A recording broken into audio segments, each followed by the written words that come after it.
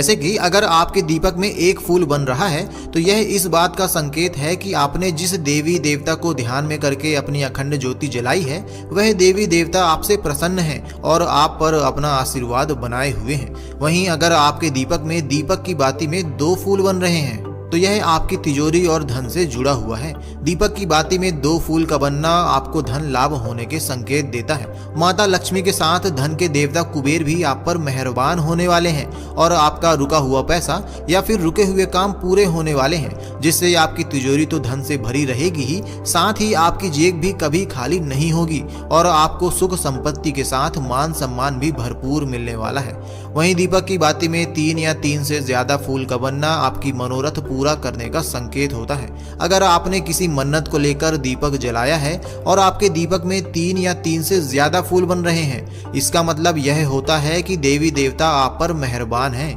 कभी कोई विशेष कार्य है,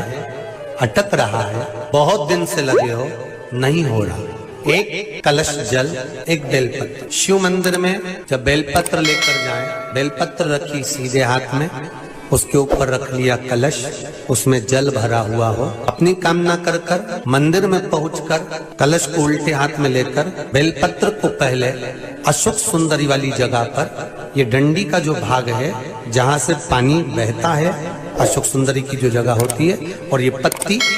उस जगह पर उसको रख दें, अशोक सुंदरी वाली जगह पर, और शंकर भगवान को सीधे हाथ में जल लेकर अशोक सुंदरी वाली जगह पर जल समर्पित कर कर शंकर भगवान के चारों ओर जल छोड़कर फिर शिव जी के शिवलिंग पर जल समर्पित करें। लगभग 2 या 3 सोमवार। केवल नारी के 16 श्रृंगार में एक श्रृंगार ऐसा है जिसकी कीमत जो पहले थी वही कीमत आज तक है और उसकी डिजाइन आज तक नहीं बदली। वो मांग का सिंदूर है, एक जैसी डिजाइन है और एक जैसी कीमत है।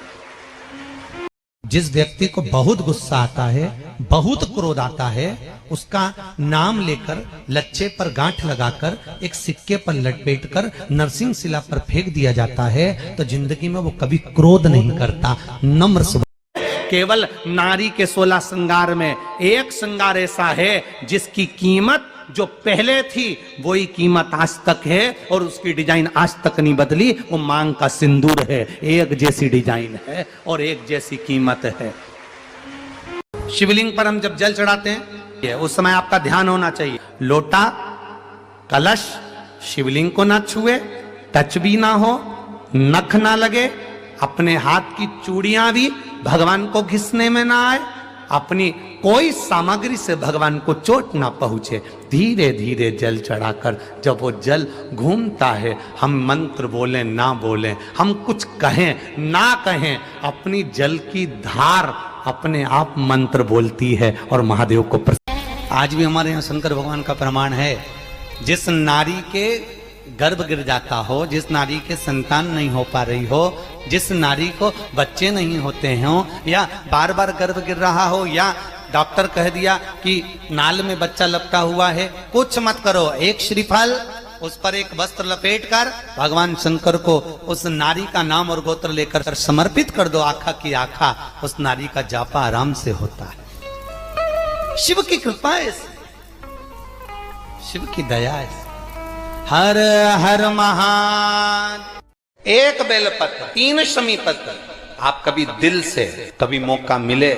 हृदय से अशोक सुंदरी वाली जगह का स्पर्श कर कर भगवान शंकर के शिवलिंग पर एक बार समर्पित कर कर। जिसकी यहाँ लक्ष्मी नहीं टिकती, जिसकी यहाँ संपदा नहीं बढ़ती, जिसका व्यापार नहीं चलता, जिसकी सर्विस नौकरी सही नहीं हो रही, उसको सोमवार के दिन अगर बेलपत्री के पेड़ के नीचे जो दिया लगाता है उसके घर में कभी संपदा की कमी नहीं आती साहब।